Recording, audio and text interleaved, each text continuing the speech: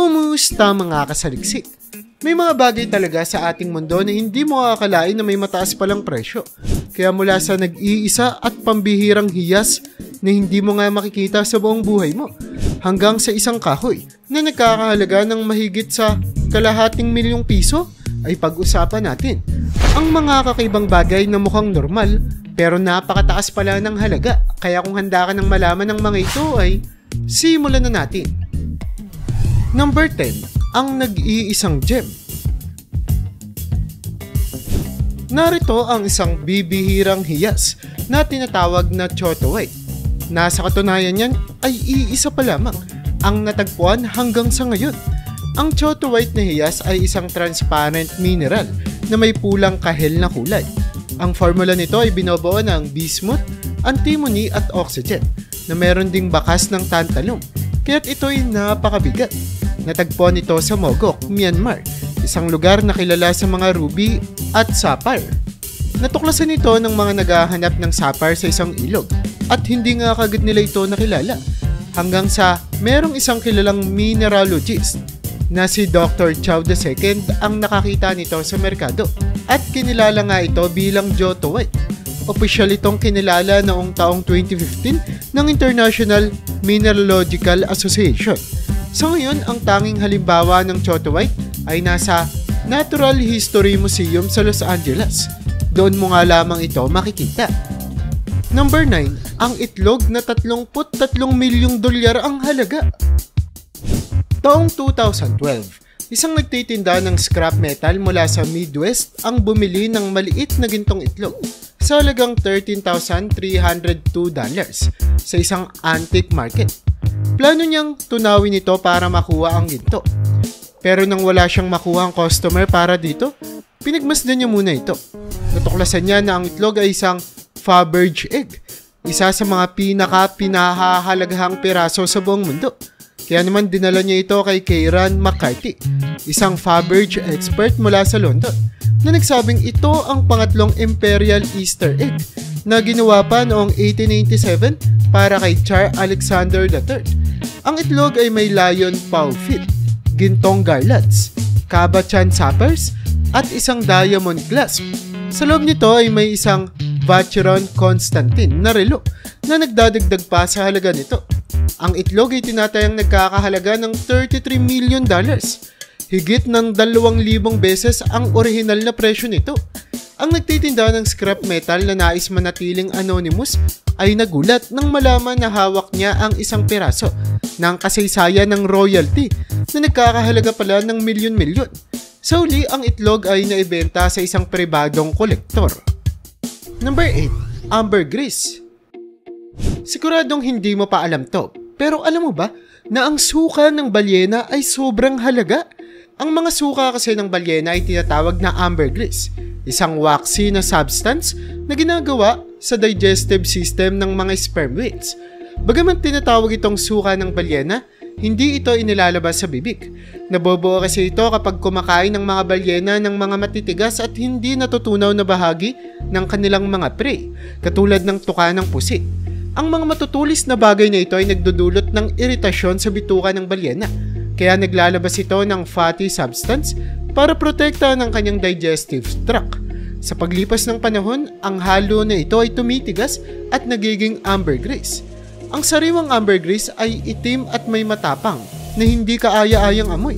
Habang lumulutang ito sa karagatan, ang sikat ng araw at alat ng tubig ay nagpapalit ng chemical nito. Kaya nagiging kulay abo o dilaw na may matamis at tila lupa na amoy ito. Ang prosesong ito ng pagtanda ay maaaring tumagal ng taon. At sa panahong ito, ang ambergris ay nagkakaroon ng kakaibang pabango na hinahanap ng maraming perfume houses. Ang ambergris ay may natatanging halimuyak na inihahambing sa halo ng lumang kahoy, basang lupa at bahagyang tabako.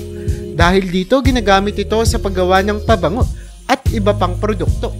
Ang ambergris ay sobrang halaga, kaya ang mga nakakahanap nito sa dalampasigan ay maaaring kumita ng libo-libo hanggang milyong dolyar. Number 7. Ang singsing sa ukay.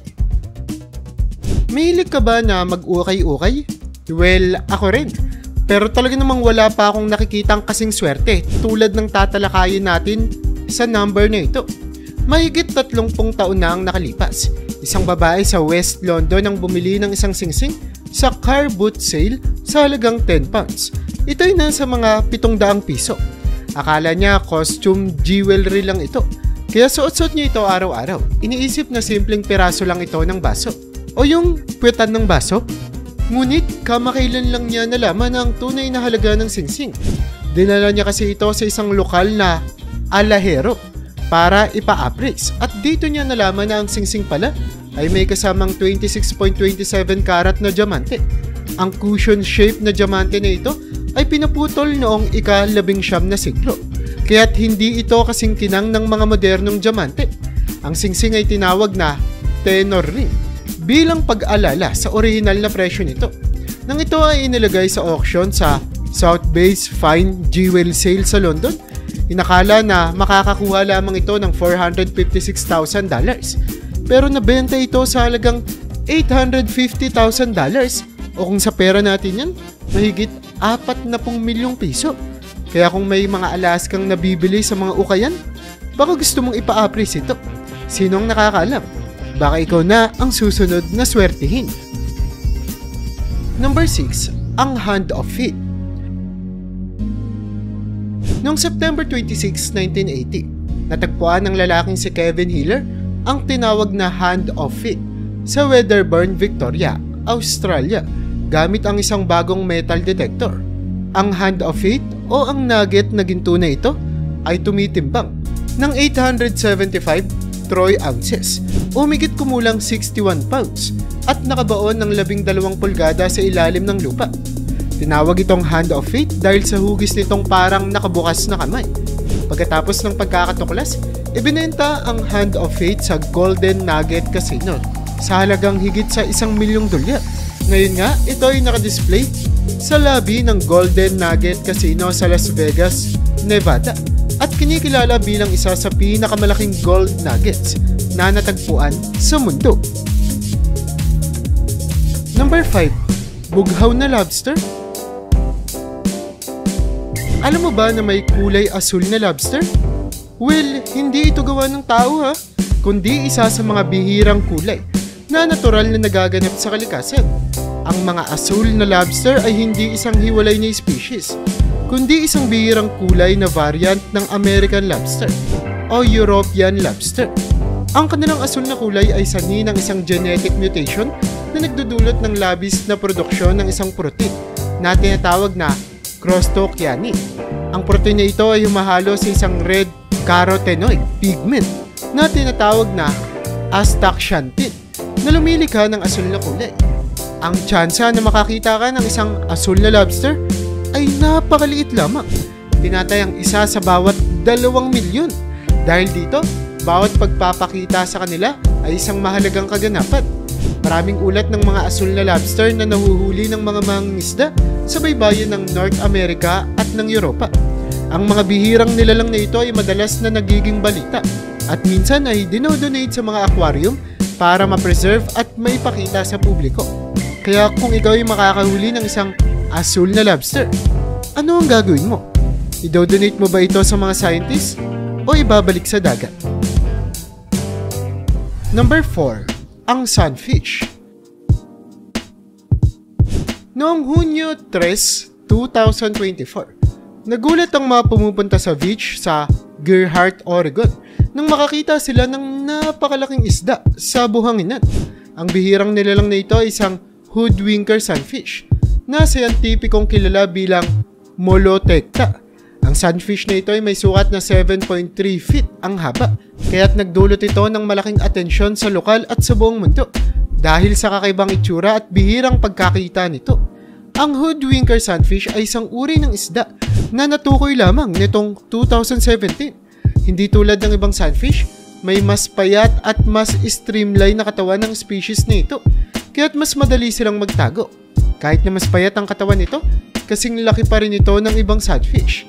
Umaabot na hanggang 7.9 na talampakan ng haba. Meron itong natatanging mga katangian tulad ng bullet-like shape, matigas na balat at maliit na bibig na may beak-like na mga ngipin. Nakakalungkot pa rin makakita ng ganitong klaseng isda na napapadpad sa pampang. Gaano man ito kakakaiba o kabihira. Number 3. Ang mga kayamanan. Noong November 16, 1992, isang retiradong magsasaka na si Peter Watling ang nawala ng martilyo sa kanyang bukid at humingi ng tulong sa kaibigang si Eric Loss na may metal detector. Pero sa halip na martilyo, natagpuan nila ang isang kayamanan na tinatawag na Hawkson Hoard na isa sa pinakamalaking natuklasang yaman sa kasaysayan. Ang Hawkson Hoard ay binubuo ng 14,865 Roman coins at mga 200 piraso ng ginto at pilak na mga alahas, kagamitan pang mesa at iba pang artifacts. Kasama sa mga natagpuan ay mga gintong porselaras, kwintas, singsing at pilak na kutsara.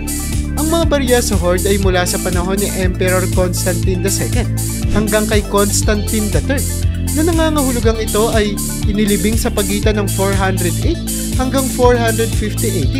Sa panahong iyon, umatras na ang mga tropa ng Roman Empire mula sa Britain na nag-iwan sa isla na mahina sa mga paglusob sa mga Saxons, Angles at Picts. Marami ay inilibing ng mga may-ari ang kanilang mga yaman upang protektahan ito mula sa mga banta, ngunit hindi na nila nabawi ang kanilang mga kayamanan. Number 2, pinakamailap na bulaklak. Baka mapagkamalan mong rosas ang bulaklak nito, pero hindi kita masisisi dahil ako rin noong una ko itong nakita. Ngunit ito ay isang malalim na pink na camellia na kilala bilang Middle Mist Red. Ang simpleng bulaklak nito ay ang pinakapambihirang bulaklak sa mundo.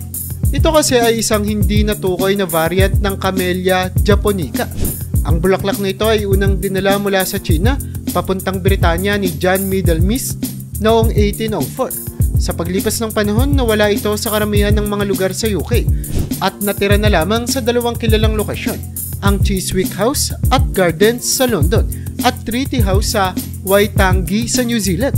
Si John Middle Mist, isang nurseman, ang nagdala ng Middle Mist Red sa England bilang isang mamahaling halaman. Noong una, itinanim ito sa iba't ibang hardin sa England, ngunit kalaunan ay nawala ito sa karamihan ng mga lugar doon. Ang eksaktong dahilan ng pagkawala nito sa China at kung paano ito nabuhay sa New Zealand ay nananatiling misteryo magpasa hanggang ngayon. Number 1, ang pinakamahal na kahoy. Ang kahoy na nakikita mo ngayon ay ang kainu, na kilala rin sa tawag na kiara. Isa ito sa pinakapambihira at pinakamahal na materyales sa mundo. Gaano kabihira? Sapat na ito upang umabot ang presyo nito ng hanggang 10,000 dolyar bawat gramo o halos kalahating milyong piso. Ang kainu may isang uri ng agar wood, kilala rin bilang alus wood, eagle wood o uod. Natanyag dahil sa kanyang komplikado at talaga namang makapangyarihang halimuyak. Ang agar wood ay nabubuo kapag ang puso ng puno ng Aqualaria ay naimpeksyon ng isang uri ng amag na tinatawag na Pylopora parasitica. Ang impeksyong ito ay nagiging sanhi ng produksyon ng madilim at resinous na kahoy na may mataas na halaga sa industriya ng pabango at mga insenso.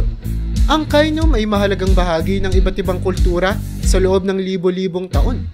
May makulay itong kasaysayan sa tradisyon ng China, Hapon, India at Gitnang Silangan.